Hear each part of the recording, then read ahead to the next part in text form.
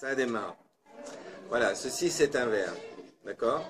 À partir du moment où je l'ai nommé, je lui ai donné un nom, je l'ai limité. D'accord?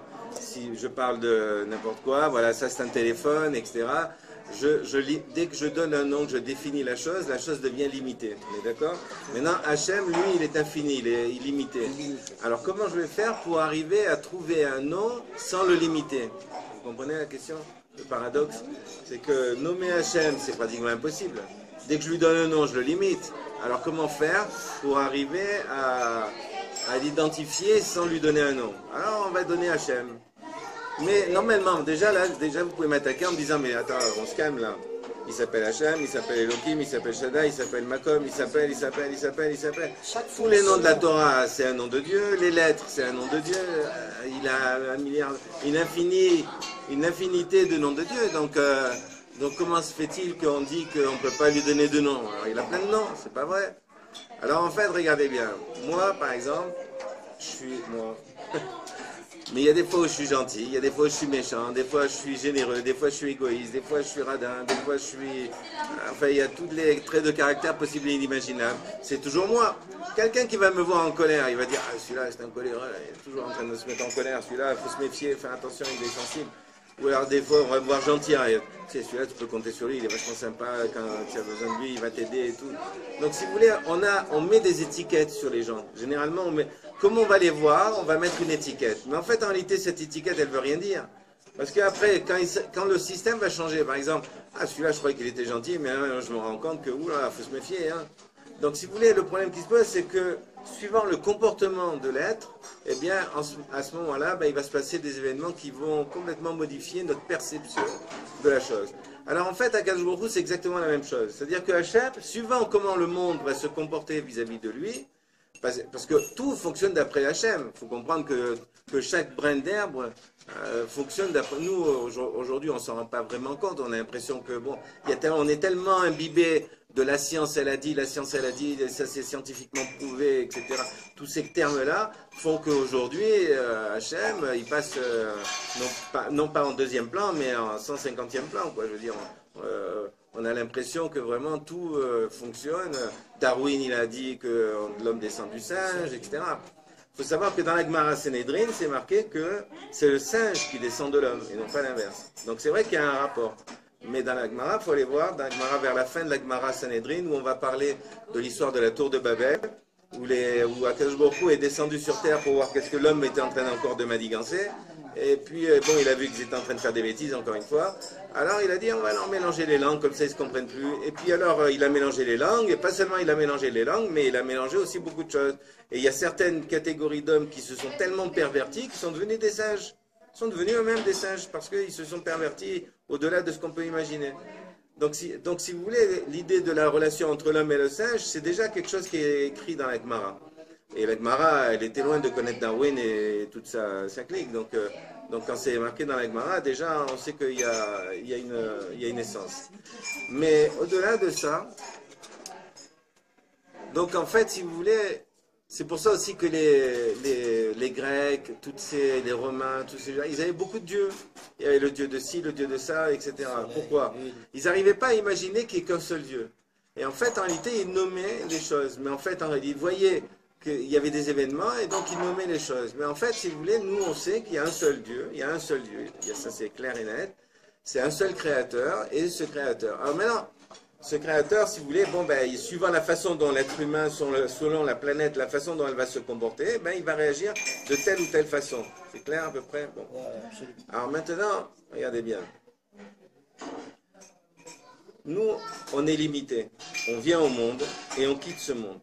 D'accord? Voilà, si on prend un verre, par exemple, on va dire que de là à là, ça fabrique 120 ans. De là à là, c'est 120 ans d'existence. Mais avant, c'était l'éternité. Et après, ça sera encore l'éternité. Donc ça veut dire que, qu'est-ce que ça représente 120 ans sur l'éternité? Que représente notre vie face à l'éternité? Nous venons du monde de l'éternité. Enfin, on va dire, il y a 100 ans. Je ne sais pas quel âge vous avez. Il y a 100 ans, qui de nous était là sur cette planète? Personne. Et dans 100 ans, qui de nous sera là encore dans cette planète? Ben, personne. De toute cette équipe-là qui est autour de moi, on sera tous partis dans l'autre monde. Sans exception? Oui ou non? Alors, il faut essayer de comprendre exactement, d'abord il faut essayer de comprendre comment ça marche. Il faut essayer de comprendre non seulement comment ça marche, mais également pourquoi nous avons été créés, qu'est-ce que nous avons à y faire dans ce monde, etc., etc. Enfin, il faut essayer de comprendre, il faut essayer d'identifier tout ça. C'est important de le percevoir. Alors, on va essayer de brosser un tableau pour essayer de comprendre. D'abord, premièrement, il faut savoir que nous sommes limités. Puisque nous sommes limités, on ne peut pas comprendre l'infini. L'illimité, l'infini, c'est quelque chose qui est absolument incompréhensible. Pour nous, dans notre dimension à nous, dire que Dieu a toujours existé, qu'est-ce que ça veut dire ce toujours exister? C'est quelque chose qui nous est complètement impossible à comprendre. Donc, les Chachamim qui ont essayé de comprendre, parce que vous savez que l'être humain, il veut aller toujours plus loin, il veut toujours chercher plus encore et plus encore et plus encore. Et les Chachamim, ils ne changent pas de l'être, ils sont des êtres humains eux aussi. Et eux aussi ont cherché plus loin, plus loin, plus loin. Et donc le plus loin qu'on a pu aller pour la connaissance d'Hachem, nous on a une vision judéo-chrétienne, malheureusement on a tous grandi parmi la France et puis parmi les populations, si vous voulez. On a l'impression que le bon Dieu c'est un bonhomme avec une barbe blanche, il regarde ce que les bonhommes sont en train de faire, alors on lui donne un petit coup s'il fait une bêtise ou quoi que ce soit. Pas du tout ça. C'est pas du tout ça. Les Chachamim, ils vont nous dire que le nom le plus proche de Hachem, mais c'est pas encore Hachem, mais c'est le plus proche de lui, c'est ce qu'on appelle Or Ein Sof, la lumière infinie. La lumière infinie, c'est la chose la plus indéfinissable possible et la chose la plus proche d'Hachem. Or, avant la création de l'univers tel que vous le voyez, voilà, si vous sortez dehors, vous allez voir une masse sombre énorme avec des quantités d'étoiles, etc. Eh bien, avant qu'il y ait ça, avant qu'il y ait cette masse sombre, il n'y avait que cette lumière. Il n'y avait que la lumière, partout. Comment comprendre le partout, c'est aussi difficile à comprendre. Mais enfin, il faut savoir que les Chachamim vont nous dire il y avait la lumière Or Ein Sof, c'est-à-dire la lumière d'Hachem, elle était partout. Maintenant, à un moment donné, lui, il a décidé de créer. Pour créer, qu'est-ce qu'il a fait? Eh bien, il a créé Ratson Lekabel, la volonté de recevoir. Moi, je veux vous donner, j'ai dit tout à l'heure, j'ai annoncé, je vais faire un cours. Ok, bon. Il n'y a personne qui vient, à qui je vais donner le cours. Donc moi, je veux donner, mais il n'y a personne pour recevoir. Donc il faut qu'il y ait un système, que quelque chose... Quand je donne, le fait qu'il y ait quelqu'un en face de moi qui reçoit, celui qui reçoit me donne la vie. Pourquoi? Parce qu'il me donne la possibilité d'exister. J'existe à travers la personne qui reçoit. Vous comprenez? Ça me donne mon existence, ça me donne le sens à ma vie. Donc, de la même manière, Akadosh Baruch Hu, quand il était tout seul, on dirait qu'il a voulu créer ce qu'on appelle Ratson Ekabel, la volonté de recevoir. Or, qu'est-ce qui peut recevoir la lumière? Quel est le réceptacle qui peut recevoir la lumière? Les plantes. Comment? Les plantes. Les plantes. Les plantes. Non, c'est un réceptacle. C'est un kéli. Ouais, le kéli qui peut recevoir la lumière, d'après vous, selon vous. Là où on aurait le plus besoin de lumière, c'est où? C'est quand il fait noir. Ben oui. Donc qu'est-ce qu'il a? Il a marqué au Bama Rocher, il a créé l'obscurité. Donc comment il a fait pour créer l'obscurité? Ben, il a commencé à faire ce qu'il appelle le Tzimtzum, c'est-à-dire qu'il a écarté, à un moment donné, il y a un endroit, il a écarté cet espace de lumière. Et donc, il a créé un espace sombre, un espace noir, l'obscurité, un point noir qui a commencé à grandir, à prendre des proportions qu'aujourd'hui, lorsque nous voyons l'univers, on a l'impression que l'univers est complètement infini. Mais en fait, il n'est pas infini. Derrière l'univers, il y a encore sa fameuse lumière, cette fameuse lumière Or Ein Sof, qui est derrière l'univers. Et l'univers a pris cette fameuse place noire qui va prendre à l'intérieur. Donc, ça s'appelle Ubara Rocher, il a créé donc l'obscurité. Ok? Clair jusque-là? Bien. Alors maintenant, comprenez bien une chose. Ça vous est arrivé des fois d'aller dans un... par exemple au restaurant, là, vous êtes installé, là, vous êtes arrivé, vous allez chercher, quand vous êtes arrivé, chercher une place, tiens, où est-ce que cette table, elle est pas mal, je m'assois. Et puis, vous vous asseyez un jour, 2 jours, tout va bien, vous êtes tranquille sur votre place. Là. Puis un jour, vous arrivez 5 minutes en retard, qu'est-ce qui se passe? Il y a quelqu'un qui est déjà à votre place. Qu'est-ce qu'il fout ici, celui-là? Pourquoi il a pris ma place? Ça dérange. Même si c'est pas chez nous, c'est pas grave, ça dérange. J'ai l'impression qu'on m'a pris quelque chose. L'habitude. C'est l'habitude. Vous allez à la choule aussi, c'est pareil. Les gens, ils ont l'habitude. Maintenant, sur la choule, on marque les noms sur les chaises. Mais ils ont l'habitude, si vous voulez, de s'asseoir à un endroit bien précis. Maintenant, ils arrivent 3 minutes en retard, ou même des fois, ils arrivent à l'heure. Il y a déjà quelqu'un qui est assis. Qu'est-ce qu'il fout ici, celui-là? Alors normalement, on a la politesse d'aller s'asseoir ailleurs, parce que nous, on connaît... mais j'ai vu qu'il y en a qui les font lever. Il y en a qui n'acceptent pas, ils disent, attends, ici c'est ma place, c'est mon balcon à moi, donc s'il te plaît, tu vas aller t'asseoir où tu veux, l'espace, le monde est grand devant toi, va t'asseoir n'importe où, mais ici tu me laisses tranquille avec ma place, hein. Moi j'ai mes habitudes ici, donc voilà. Alors si vous voulez, on voit qu'effectivement, lorsqu'on nous prend la place, eh bien, on a une tendance à vouloir revenir. D'où ça vient? Ben, ça vient que cette fameuse lumière qui était à cet endroit-là et qui est maintenant à cet endroit-là est occupée par cet espace noir, eh ben, elle a voulu reprendre sa place. Prenez une rivière, vous voyez le barrage de montée au Mont-Cenis, vous avez vu le barrage, le lac de Mont-Cenis, vous avez vu, c'est joli. En fait, c'était une rivière à l'époque. Et puis, à un moment donné, il y a des gens, ils ont dit, tiens, ici, il y a une belle rivière, il y a un beau jet, etc. Ben, on va monter un mur. Et ils ont monté un mur, ils ont monté un mur. Mais au fur et à mesure qu'ils l'ont monté, il fallait le rendre de plus en plus épais, parce que si on ne le fait pas suffisamment solide, qu'est-ce qui va se passer? Ben, l'eau, quand elle a suffisamment de puissance, elle veut retourner à sa place. Qu'est-ce que tu m'as mis un mur là j'étais tranquille en train de rouler, hein, et puis maintenant tu m'empêches d'avancer, c'est quoi l'histoire? Alors l'eau, elle veut reprendre sa place, donc on est obligé de faire un mur solide. Mais imaginons que le mur, les ingénieurs, ils ne l'ont pas bien calculé. Qu'est-ce qu'elle va faire l'eau? Ben, elle va exploser le mur. Elle va bien exploser le mur. Alors, est-ce que Akadosh Baruch Hu, il n'a pas bien calculé la force de cette obscurité ou pas? En tous les cas, sachez une chose, c'est que la lumière qui était à l'emplacement de l'obscurité a voulu revenir à sa place, bien entendu, comme tout le monde. Et à un moment donné, si vous voulez, cette masse de lumière qui était là, elle était tranquille, et puis maintenant, on lui empêche de... Elle veut revenir. Comment elle va faire pour revenir? Ben, il va y avoir une forme de pression qui va venir, et il va y avoir à un moment donné quelque chose qui va s'appeler Shvirat HaKelim, la brisure des vases. Et donc l'univers va se fissurer, et toute la lumière qui était à cet emplacement-là, qui est arrivée à s'agglutiner tout autour de l'univers, va rentrer avec force à l'intérieur de l'univers et va devenir du magma, c'est-à-dire la pression. Comme si vous imaginez un éclair de plusieurs centaines de mégatonnes de watts d'électricité. On ne peut pas mesurer à la dimension de l'univers. Déjà, vous voyez un éclair ici sur la Terre, les dégâts que ça peut faire. Imaginez à l'échelon de l'univers, c'est colossal. Et ça, cette lumière-là s'est transformée en magma au moment de cette pénétration-là, et s'est répandue dans l'univers et a créé toutes les galaxies, toutes les étoiles, tous les soleils, tout ce que vous voyez actuellement lorsque vous regardez le ciel la nuit. Eh bien, tous ces soleils que vous allez voir, eh bien, ça date de la création de l'univers, au moment où l'univers a été fissuré, au moment où c'est rentré. Alors, je sais qu'il y en a qui disent que je suis très cru dans ce que je parle, et je sais que je vais certainement en choquer, mais c'est pas grave, je suis obligé de vous le dire quand même.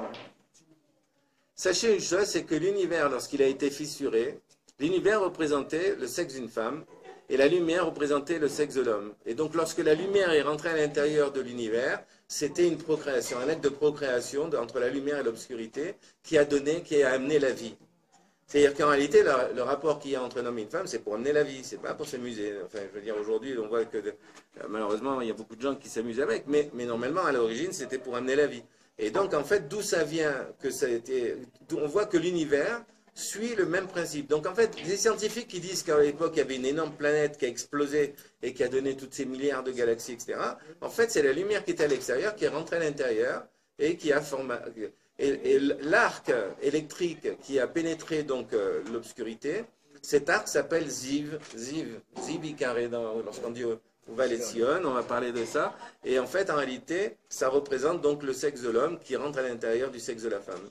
Donc c'est la création. Est-ce que le Big Bang, c'est ce que j'allais dire. Alors c'est une forme de Big Bang, mais une Big Bang à façon... Alors nous on l'a dans le Sefer Yetzira, c'est-à-dire le livre de la création. Et c'est pour ça que donc il y a beaucoup, par exemple chez les Hasidim, souvent on va se marier sous les étoiles du ciel. On va se marier à l'extérieur. Pourquoi? Parce que en fait, puisque l'homme et la femme vont s'unir pour la première fois, eh bien, ça représente la création de l'univers.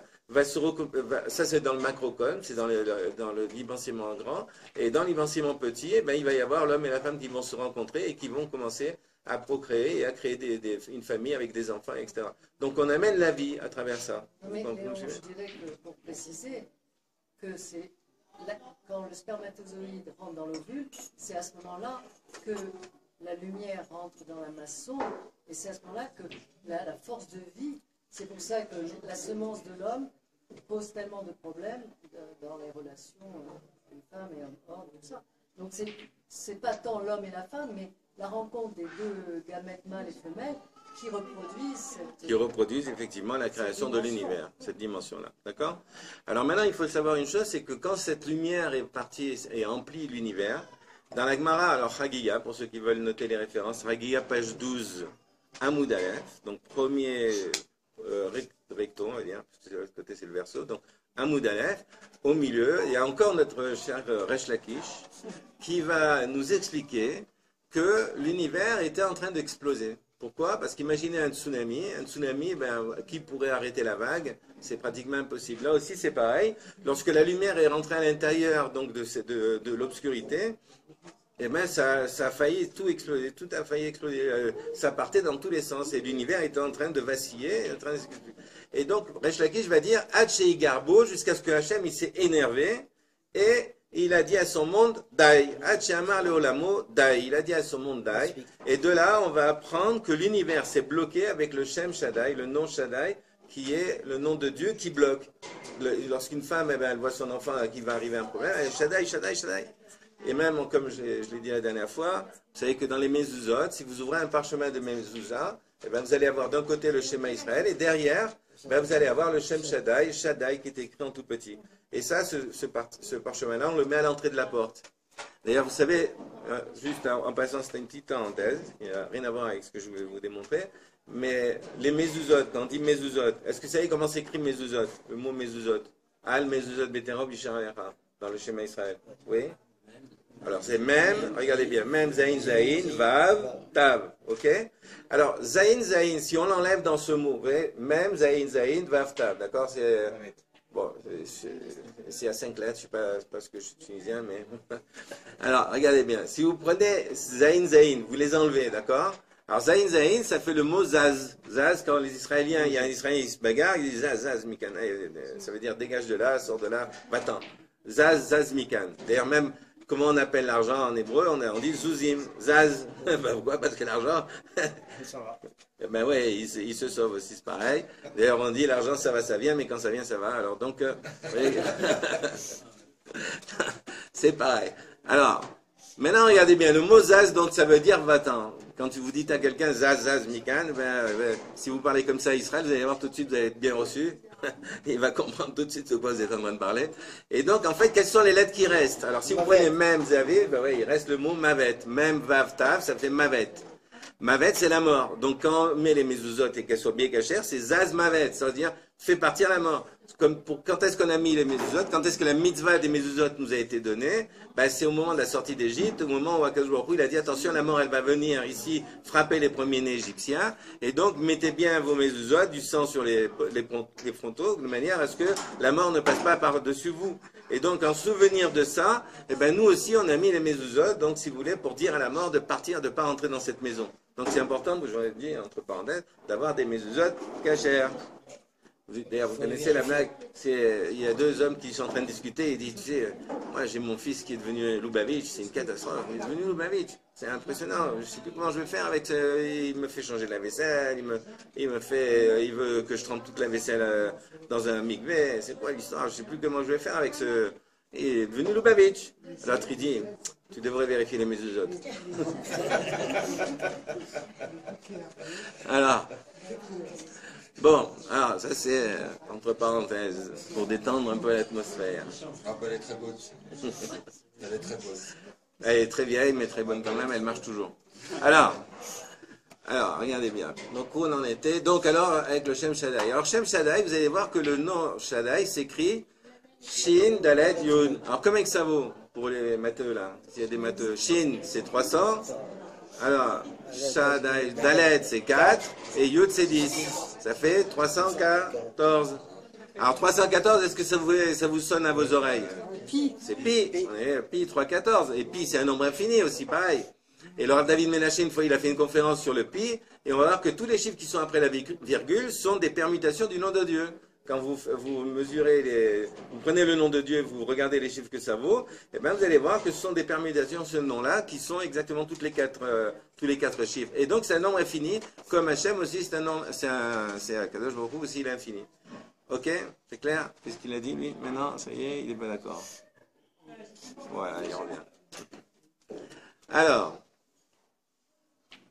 avec pi, qu'est-ce qu'on construit? C'est qu'on verra. Eh bien oui, un cercle. Donc prenons un cercle. Vous voyez, mon verre, il sert à plusieurs fois. Alors, prenons un cercle. D'accord? Maintenant, donc on a, ça c'est Akadosh Baruch Hu, c'est le cercle d'Hachem, on va dire. Maintenant, regardez bien. Le premier mot de la Torah, le premier verset de la Torah, il dit Bereshit bar Elokim et Hashamayim va ares. Bereshit. Bereshit, ça peut se lire Bereshit. Ça peut aussi se lire Bara Shabbat. Il a créé le Shabbat. Ça peut se lire aussi Bet, Reshit. Il a fait deux débuts. Sous-entendu que nous, tous les livres, ils ont un seul début, sauf le nôtre. Là, il a deux débuts. B, Reshit, Bet, Reshit. Alors, qu'est-ce que ça veut dire Bet, Reshit? Ben, alors, qu'est-ce qu'il a fait de début? C'est Bara et Hashamayim et Aretz. Il a créé le ciel et la terre. Alors, quelle différence il y a entre le ciel et la terre? C'est que le ciel, on ne peut pas le toucher, et la terre, oui, c'est matériel, on peut la toucher. Donc, chaque chose avec son inverse. Et vous allez voir que dans ce monde, eh ben, effectivement, vous avez l'homme, la femme, le haut, le bas, la droite, la gauche, le chaud, le froid, etc. Le rouge et le noir. Enfin, voilà, vous avez chaque chose avec son inverse dans ce monde. D'accord? Mais également, il faut savoir une chose, c'est que si on rentre dans le monde spirituel, c'est-à-dire dans le monde de l'air, du spirit, de Hashamaïm, d'accord, et qu'on rentre aussi dans le monde de la terre, d'accord, à Aretz, eh bien, ouais, mais vous allez voir quelque chose qui est assez surprenant, c'est que si vous prenez le même verset, Bereshit, Ma'elohim, et Hashamaïm, et Aretz, vous commencez à partir de la troisième lettre, Bereshit, Bet, Resh, Shin, la troisième lettre, c'est Shin, d'accord? Et là, à partir du Shin, vous comptez toutes les 7 lettres. Faites l'expérience, prenez un livre de Bereshit, faites l'expérience. Vous allez trouver le mot Shlosha. Pourquoi? Parce que dès qu'on rentre dans la matière, on rentre dans le volume. Parce que dans l'espace, dans le spirituel, il n'y a pas vraiment de volume. On ne peut pas véritablement mesurer, quantifier. Mais dès qu'on rentre dans la matière, là oui, on a hauteur, largeur et profondeur. Donc on a l'espace, d'accord? Mais maintenant, il y a bête devant. On a dit qu'il y a deux fois. Donc ça va être s'il y a longueur, hauteur, largeur, dans un sens, c'est aussi dans l'autre sens. Et donc, on a le cube. On arrive à obtenir le cube. Donc, le volume, la matière. Mais maintenant, donc, si on a le chiffre 3 et qu'on a le chiffre bête, donc 2 fois 3, ça fait 6. Alors, combien de verres on peut mettre autour d'un verre? Si vous prenez le diamètre, donc c'est comment on calcule la circonférence d'un cercle? Il y a des matheux parmi nous. Pierre 2. Alors si vous prenez Pierre 2. La circonférence? Oui, la circonférence. De Pierre. Ah, de Pierre. Ah, il y a des plus forts que moi ici. Alors, de Pierre. Vous avez le droit de ne pas être d'accord. Hein. Deux pierres. Deux pierres. Donc 2 pierres, ça fait combien si le R est égal à 1? Ça fait 3, 14, 2 Ça fait 6. On est d'accord. Donc on tombe dans le même système. 2 fois 3, 6. Alors maintenant, si vous regardez un verre et que vous prenez tous les rayons, donc vous allez essayer de mettre un verre autour de chaque rayon, ben, combien de verres vous pouvez mettre? Eh bien également 6 verres. Vous allez voir où je veux venir, n'inquiétez pas, ne vous inquiétez pas si c'est assez complexe au début. C'est un peu mathématique, mais après on va revenir sur nos pieds. Voilà, alors là, la caméra ne peut pas voir malheureusement. Les gens qui verront ce film, il faudra qu'ils comprennent. Alors, pour ceux qui sont curieux, vous avez le droit de vous approcher et de voir à quoi ça ressemble, cette marguerite. Ouais, ça ressemble à un atome, oui. Mais si on va regarder par-dessus, vous avez le droit, vous inquiétez pas, je tirerai les oreilles de personne et je mords personne non plus. Donc, vous avez le droit de vous lever et de venir voir à quoi ça ressemble vu de haut. Voilà, Magen David. Si vous regardez bien, vous avez un triangle dans un sens et un triangle dans l'autre sens. D'accord? Donc on obtient notre fameux Magen David. Donc voici ici l'origine du Magen David. Et si vous comptez en hébreu, qui parle hébreu? Vraiment? Non? Un peu? Alors vous avez Echad, Shtaim, Shalosh, Arba, Chamesh, Shesh, Sheva. Sheva c'est au féminin. Donc vous avez le système Zachar, Venekeva, mâle et femelle. Donc vous avez également là ici aussi pareil. On va se retrouver dans un concept où 6 jours tu vas travailler, le 7e tu te reposes. Ça ne veut pas dire que les femmes elles se reposent, mais justement. Mais là ici effectivement, eh bien, on voit qu'il y a un système de travail et d'arrêt. Ça va dans les deux sens, hein, ne croyez pas. Alors regardez bien, le Magen David, très intéressant le Magen David, parce que regardez bien comment il est fabriqué. Si vous regardez bien, vous avez ici la tête. les deux bras, les deux jambes et le sexe. Et ici le tronc. Donc vous voyez que le corps humain est fabriqué sur le modèle du Magen David. Vous voyez ça ou pas? C'est clair pour tout le monde? D'accord? Donc, vous voyez? Non, vous avez le droit de vous approcher. C'est tiré par les cheveux, d'accord. Non, c'était pour mettre le mot cheveux. Au Ah. tronc, à la tête. C'était pour Ok. le cheveu. Vous voyez également que le tronc dans le corps humain, le tronc alimente tous les organes qui sont autour. D'accord? C'est pour ça qu'on vous dit que le Shabbat, il va donner la bracha à tous les jours de la semaine. Puisque c'est le Shabbat qui va faire vivre tout l'ensemble des jours de la semaine. De la même manière que le corps, le tronc, fait vivre tous les organes qui sont autour du tronc, de la même manière, ici, le Shabbat va faire vivre tous les jours qui sont autour de la semaine. D'accord? Qu'est-ce qu'il y a d'autre à voir ici? Il y a tellement de choses à voir. Rien que sur le Magen David, c'est... Par exemple, vous avez l'homme, vous avez le père, la mère, le frère, la sœur, le fils, la fille. Donc on voit, c'est par exemple à propos des Kohanim, on voit que le Kohen, il a le droit de se rendre impur uniquement pour les Krovim, ce qu'on appelle les proches. Le proche, c'est son père, sa mère, son frère, sa sœur, son fils, sa fille. C'est tout. Bien sûr, si elle n'est pas mariée. Ça, s'il n'est pas marié. Mais s'il est marié, il a le droit avec sa femme aussi de se rendre impur pour sa femme. D'accord? Mais normalement, vous voyez qu'on a autour de nous, on a 6 proches. Pareil.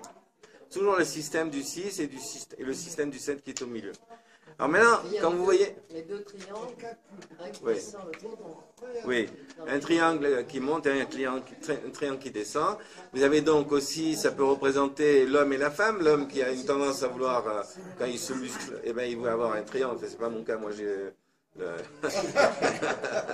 Mais normalement, l'homme il va avoir tendance à vouloir se mettre en triangle et la femme, eh ben, elle veut même si elle se met en triangle, elle aura les hanches qui vont faire qu'elle aura le triangle vers le bas. Donc un il aura le triangle vers le haut et l'autre aura le triangle vers le bas et l'association des deux va donner le Magen David. C'est pour ça que l'homme et la femme ils doivent se rencontrer. Alors maintenant regardez bien. Avant, bon, je ne sais plus par où je vais le prendre par les cheveux. Alors regardez bien. On va essayer de voir déjà le rapport. Après, on va faire avec le Sefer Torah. Vous avez encore un peu de temps, ça va? Si je vais trop longtemps, vous me dites, ça y est, on a fini. Nous, on s'en va. Alors regardez bien. Le corps humain est fabriqué sur le modèle du Magen David. Donc vous avez vu déjà qu'il y a le Magen David ici. Mais si vous voyez bien, si on met les cercles comme ça et qu'on va sortir celui-là ici, eh bien on va obtenir la menorah. Avec un triangle d'un côté et un triangle de l'autre. Donc ce qui veut dire que ce triangle-là est à l'inverse de ce triangle-là. D'accord? Donc c'est comme si ici j'avais un miroir. Donc la menorah, c'est comme si il y avait un miroir au milieu avec un triangle d'un côté et un triangle de l'autre. Donc 3 jours d'un côté, 3 jours de l'autre. Regardez bien au niveau du corps. Là, donc, on compte, on a 1, 2, 3, 4, 5, 6, 7. On est d'accord? Regardez le visage. Vous avez 1, 2, 3, 4, 5, 6, 7. Et la bouche, elle est en face du Shabbat. Et qu'est-ce qu'on dit le vendredi soir? On dit Shabor vezachor bedibur echad, avec une seule bouche. Alors la bouche est en rapport avec le Shabbat. Alors quel rapport il y a entre la bouche et le Shabbat? C'est que on va manger bien entendu avec la bouche et on va parler aussi. Prier. On va prier, il y a plein de choses qu'on peut faire avec la bouche, mais particulièrement 2 choses, une matérielle et une spirituelle. Parler, c'est quand même spirit. Ok? Donc le Shabbat aussi, Zachor ve'shamor bedibur echad. Donc tu dois manger, on doit bien manger, et on doit étudier la Torah aussi, on doit parler de Torah. Donc si vous voulez, il y a le rapport entre la bouche et le Shabbat qui est ici. Lorsque vous avez faim, ben, vous mangez, vous avez calmé. Lorsqu'on va jeûner, là, vous allez voir le dimanche, dans l'après-midi, on est tous fracas. Et ben, le soir, quand on va se retrouver devant une bonne assiette, et ben, Shabbat va une nafash. Donc on mange et on a calmé le... Vous savez que par exemple, les oiseaux, ils picorent tout le temps. Vous les avez vus, ils picorent tout le temps. Vous savez pourquoi? Parce qu'ils n'ont pas d'estomac. Et comme ils n'ont pas d'estomac, ils sont obligés de manger tout le temps. Nous, on a de la chance, il nous a mis un estomac. Ce qui fait que la nourriture qu'on a mangée, on va la garder un certain temps pour la digérer. Et puisqu'on va la garder un certain temps pour la digérer, on va pouvoir faire autre chose. Donc une fois qu'on a mangé, qu'on a bien mangé, on va pouvoir étudier la Torah, par exemple. C'est un exemple, même, vous pouvez faire ce que vous faites. Autre chose. Prix au hasard. Voilà, prix au hasard. Prix au hasard. Vous pouvez étudier la Torah. Bon. Le premier jour, bon, ça, regardez, le premier jour, Akadosh Baruch Hu, il a créé il y avait quoi? Il y avait l'obscurité. Ce qu'on a dit, Bara Rocher, il a créé l'obscurité. Et puis le premier jour, qu'est-ce qu'il y a marqué? Yehi Or, Vayehi Or. Dieu a créé la lumière et la lumière fut. Et donc ici, on voit que c'est la création de la lumière et de l'obscurité, dans le premier jour. Si vous allez dans la Ménorah, vous voyez que là, chaque jour est en rapport avec l'autre jour de l'autre côté. Donc ici, on arrive à ce quatrième jour-là, ici. Et dans le quatrième jour, qu'est-ce qui va créer? Le soleil, la lune et les étoiles, les astres. Donc vous avez le contenant, le contenu. D'accord? Vous avez un système, toujours pareil, contenant et contenu. Le deuxième jour, il va séparer les eaux d'en haut, les eaux d'en bas. Le cinquième jour, donc ici, il va créer les oiseaux, les poissons. Le troisième jour, il va séparer la mer de la terre. Il va dire à la mer, allez, donne un peu d'oxygène à la terre, là, qu'elle respire un peu. Et la terre va émerger. Et de la terre, le sixième jour, il va créer les animaux et l'homme. Vous me suivez jusque-là? Regardez au niveau donc, du visage. Vous savez, dans la Gemara, à un moment donné, on va expliquer. Si vous sortez là maintenant, il fait nuit là, vous sortez sur la terrasse, d'accord? Et vous criez un bon cri là, eh bien on va vous entendre jusqu'à l'autre bout de la planète là-bas. On vous entend très loin. Mais le jour, vous allez sur la même terrasse, au même endroit, vous criez, c'est tout juste à 5 mètres, on vous entend. Pourquoi? Parce que les haramim vont dire, en fait, pourquoi dans la journée le son ne passe pas autant que dans la nuit? Parce qu'il y a le bruit du soleil. Le soleil fait du bruit. Nous, on savait pas, il y a des ondes sonores qui font que le son de la voix est couvert. Le son, d'une manière générale, est couvert la journée. Mais la nuit, il n'y a pas le soleil. Donc la voix, eh ben, les ondes, elles passent. Pourquoi il n'y a pas les ondes du soleil qui... C'est pour ça que le premier jour et le quatrième jour vont être par rapport aux oreilles. Le deuxième jour et le cinquième jour, qui sont les eaux d'en haut et les eaux d'en bas, d'accord? Ben, c'est avec les yeux. Et vous voyez que les yeux sont toujours mouillés. Si vous avez les yeux secs, il faut tout de suite mettre du collier. Ça va pas du tout. On voit que les yeux sont mouillés. Le troisième et le sixième jour sont en rapport avec la création de l'homme. Or, quand Hachem a créé l'homme, qu'est-ce qu'il a fait? Il lui a mis la neshama. Et par où il a rentré la neshama? Par les narines. Donc on voit que le troisième et le cinquième, et le sixième, c'est aussi... Donc vous voyez que aussi au niveau du visage, on peut retrouver également ce qui est écrit dans le Sefer Bereshit. Ok? Maintenant, regardez bien, au niveau du corps, vous avez premier jour, la main, deuxième jour, l'avant-bras, et d'ailleurs, vous voyez que l'avant-bras, ici, il y a combien d'os là-dedans? Il y en a deux. Pourquoi? Parce qu'il a séparé les os d'en haut et les os d'en bas. Et le troisième jour, il est là, il n'y a qu'un seul os. Quatrième jour, cinquième jour, sixième jour, septième jour, et la colonne vertébrale, c'est le pied de la Ménorah. Donc vous voyez que le corps humain est fabriqué sur le modèle de la Ménorah. C'est clair, à peu près? Alors vous avez la Ménorah d'en haut et vous avez la Ménorah d'en bas. Avec les pieds, les jambes, les cuisses et le sexe. Aussi pareil, ben, vous avez une Ménorah qui est vers le bas. D'accord? Je vais passer le détail. On va aller plus loin. Vous voyez que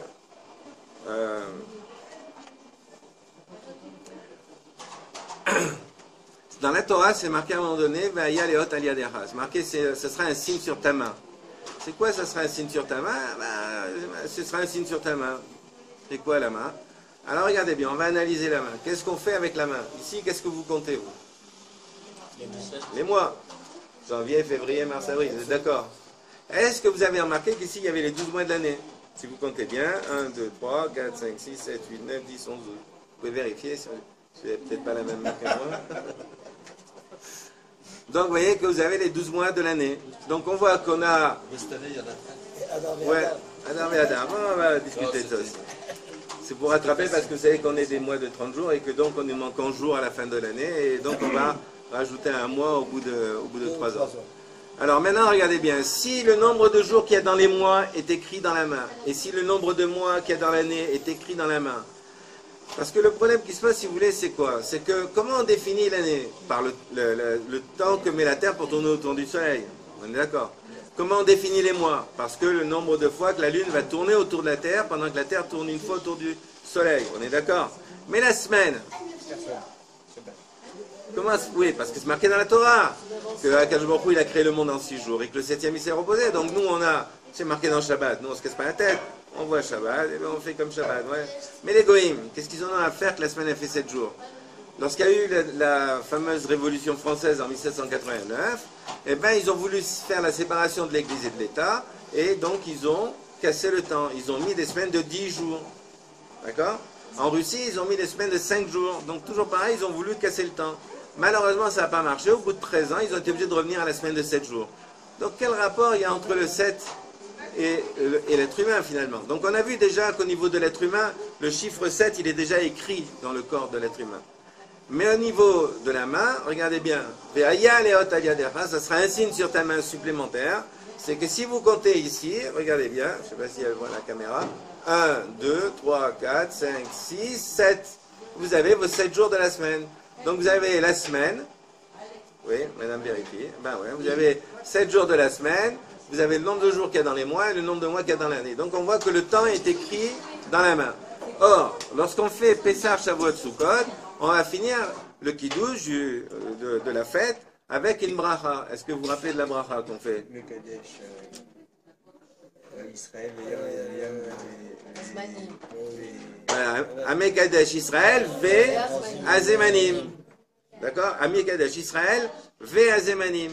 Or, vous savez que c'est marqué, le Vav, il est Chibour. Vav, Chibour. Vous savez ce que ça veut dire, Vav, Chibour? Le Vav, il attache. Le Vav, il veut dire et. D'accord? Mais au-delà de dire et, il attache ce qui était avant avec ce qui est après. Ce qui veut dire que Israël est attaché au temps. Et le temps est attaché à Israël aussi. On est d'accord? Ça veut dire quoi? Ça veut dire que, est-ce qu'on peut casser le temps? Est-ce que quelqu'un peut détruire le temps? Dire, ben, le temps, maintenant, moi, je casse. On peut casser le temps? Non. Donc, on ne peut pas casser Israël non plus. Puisqu'Israël et le temps sont attachés, on a le même rapport entre Israël et le temps. Voilà. Donc, c'est clair, ça? Vous allez voir que c'est pas très beau après. Hein? Alors, regardez bien. Regardez bien.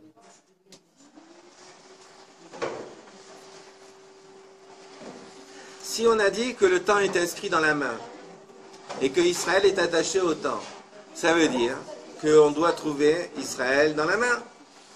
Oui? Alors combien on a de Havot? Les Havot, c'est ceux qui ont les pères qui ont construit le peuple d'Israël. Combien il y en a? 3. Et combien il y a de Imaot? Les femmes qui ont construit? 4. Alors vous avez regardé bien. Abraham, Yitzhak, Yaakov, Sarah, Rivka, Rachel, Léa et les 12 tribus d'Israël, qui correspond aux 12 mois de l'année. D'accord? Donc vous voyez que le temps est marqué dans la main et Israël aussi est marqué dans la main. C'est clair? Maintenant, normalement, à ce niveau-là, on me pose la fameuse question, et le pouce? Alouette. Alors ce pouce-là, il nous embête. Il est là et puis on n'en a pas parlé. Et pourtant le pouce, il fait partie de la main. Non seulement il fait partie de la main, mais le pouce, c'est la pince. Sans le pouce, je ne peux rien faire. J'ai besoin du pouce pour pouvoir attraper les choses. Oui ou non? Donc regardez bien. Qu'est-ce qu'on a vu? Que les boss, c'était les imaot, les femmes. D'accord? Donc ici, dans le pouce, d'abord le pouce, on voit que le pouce, il s'arrête pratiquement toujours à peu près à la hauteur des avot. Si vous regardez bien vos mains, regardez bien, vous allez voir le pouce, il s'arrête pratiquement là. D'accord? Il ne va pas plus loin que ça, généralement. Le pouce aussi, il a un deuxième problème. C'est que toutes les phalanges, tous les doigts, ils ont 3 phalanges. Le pouce, il a 2 phalanges. Il peut dire, attends, mais moi, ça va pas du tout, moi, je suis jaloux. Pourquoi les autres, ils sont 3 et moi, on est 2, là, qu'est-ce que c'est? Il m'en manque un. Je le veux aussi, mon 3e. Je ne veux pas de différence entre les uns et les autres. Vous savez, la jalousie, c'est très grave. Alors, en fait, en réalité, regardez bien, on a vu qu'ici, on a une bosse. La bosse, c'est une femme. Mais vous voyez que le pouce est écarté par rapport à la main. Le pouce, il est écarté. Donc, c'est une femme qui a été écartée. Une femme qui, normalement, aurait dû construire le peuple d'Israël, puisqu'elle est dans la main, mais qui a été écartée. Alors, c'est qui, cette femme? Agar. Eh bien oui, Agar, Hazak qui. Alors, c'est Agar. Ben oui, Agar qui a fait un enfant à Abraham, qui s'appelle Ishmaël. Et après, à un moment donné, Ishmaël a commencé à embêter Yitzhak. Agar elle-même, elle a embêté Sarah. Donc Sarah, elle est allée voir son mari et lui a dit, Abraham, Garesh et Amazot, rends-moi cette femme-là, je ne la veux pas au milieu de mon fils. Pas du tout, c'est une très mauvaise influence. Et la majorité des mères juives font très attention à l'influence de leurs garçons et de leurs fils. Elles sont très précautionneuses là-dessus. Et ça vient de Agar et de Sarah. Sarah qui a... Maintenant, donc Agar, elle a enfanté Ishmaël. Donc la première phalange, c'est Ishmaël. Mais après, il y a eu Yitzhak qui a eu 2 enfants de la même femme. Un qui s'appelle Esav, l'autre qui s'appelle Yaakov. Yaakov, il a construit les 12 tribus d'Israël, mais Esav, Ésaü, ben lui, il a été rejeté. Pourquoi? Ben, il n'a rien voulu faire. Le jour de Abraham où il est mort, il a violé des femmes, il a tué, c'est un meurtrier, c'est un tueur. Ça veut dire qu'il était construit pour vivre de son épée et de son arc. Donc Esav, il est parti. Et avec qui il s'est marié? Avec la fille d'Ishmaël. C'est pour ça qu'il va se coller au pouce. C'est pour ça que Motzei Shabbat, On ferme. et oui, la halacha, si vous regardez le Shulchan Aruch, et bien dans le Shulchan Aruch, on va vous dire, vous devez cacher le pouce. Le pouce, le gouda, ce qu'on appelle le goudal, il doit être à l'intérieur de la main. Et vous devez, lorsque vous allez faire Boré Mero et Aesh, et bien vous allez cacher le pouce à l'intérieur, comme ça, de manière à demander à Kadosh Baruch Hu, lorsque vous faites la bracha, de dire qu'Akadosh Baruch Hu, il envoie la lumière sur Israël, mais pas sur les nations. Pourquoi? Parce que nous, qu'est-ce qu'on fait? Partout on veut la shalom, et on veut la paix, et là on veut donner la vie, et on veut créer la vie. Et eux, ils s'amusent à tuer tout le temps. D'ailleurs même, comment il s'appelle, l'autre fou furieux là-bas, il a dit, nous on aime la mort comme Israël, ils aiment la vie. Alors, donc on voit bien que si en plus de ça, ils avaient la connaissance, c'est chlet, ça serait foutu quoi. Donc c'est pour ça qu'Akadosh Baruch Hu, il va dire, eh ben non, on va cacher. Et maintenant, quand vous faites le kiddush, alors quand vous faites le kiddush, vous savez que vous devez prendre un verre sans pied. Je ne sais pas si vous êtes au courant. Vous devez prendre un verre sans pied, et oui. Vous allez voir pourquoi. Parce que vous prenez le verre avec la main droite. Vous le passez dans la main gauche. Ouais, on a toujours besoin du pouce, vous voyez. Mais à un moment donné, quand on doit faire le kiddush, on va poser le verre sur Israël. Là, c'est un verre en plastique, donc ça ne tient pas beaucoup. Mais normalement, on pose le verre que sur Israël. Il ne faut pas que le pouce, c'est-à-dire il ne faut pas que les nations du monde interviennent dans le kiddush. Et on va faire Yom HaShishi, etc., ou pour les fêtes, exactement, et les Moadé, peu importe. Eh bien, on va le faire avec Israël qui tient le kiddush, et non pas les nations du monde. Ok?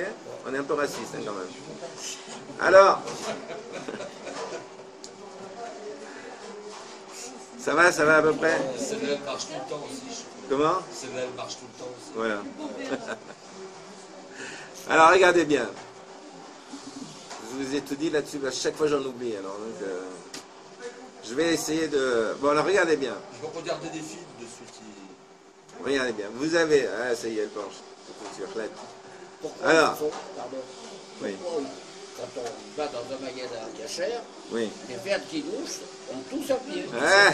Et voilà. Ils sont pas au courant. Non, mais on le prend, le pied, comme ça. Oui, mais c'est difficile. L'équilibre, il est incertain. Quand vous avez le verre comme ça, avec le vin, je vous dis franchement, est-ce que quand vous l'attrapez, que vous avez un bon verre, là, que vous attrapez bien comme ça, oui, mais là, tu sépares Israël. Je sais pas.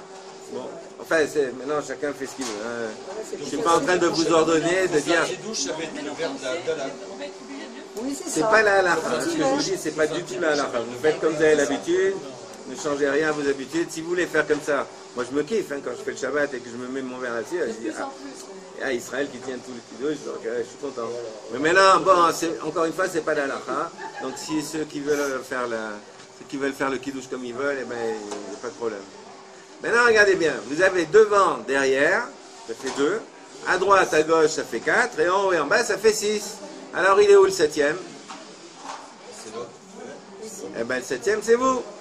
Regardez, quand on a fait la Magen David, ben, le 6, les 6, ils étaient autour. Et le 7, il était au milieu. Donc, le 7e, c'est vous. Donc, c'est vous, le Shabbat. Donc, un juif, qui sait? On a dit que personne ne peut détruire le temps. Mais un juif, un Israël qui ne fait pas Shabbat, ben, il est hors du temps.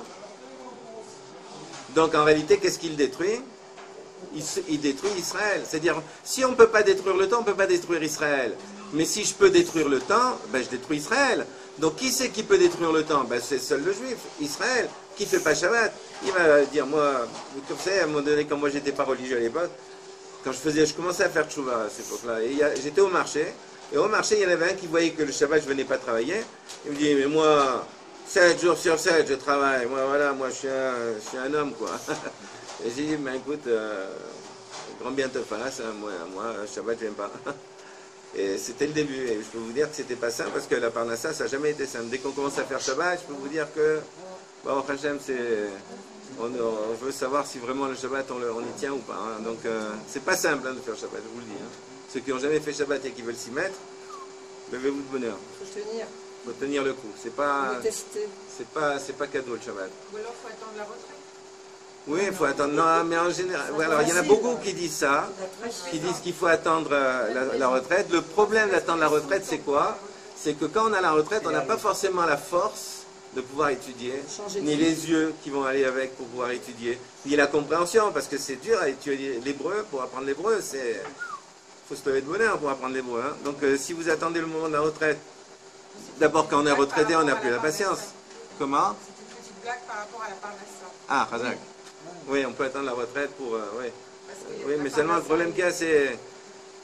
Vous savez, j'en connais qui ont, même parmi les religieux, qui ont travaillé comme des fous pendant toute leur vie, et puis quand ils sont arrivés à 60 ans et que c'était l'heure de la retraite, eh ben, ils sont morts. Hein. 6 mois plus tard, ils sont morts.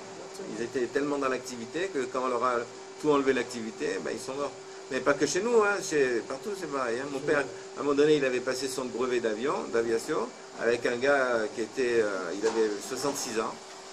Et un jour, le club, ils ont décidé qu'il était trop vieux. C'était même avec les assurances, ça le faisait pas que s'il était dans l'air et qu'il se chopait une crise cardiaque ou un AVC ou je sais pas quoi, et qu'il avait à côté de lui un élève, c'était une catastrophe pour le club et puis on allait détruire un élève, donc c'était pas bien.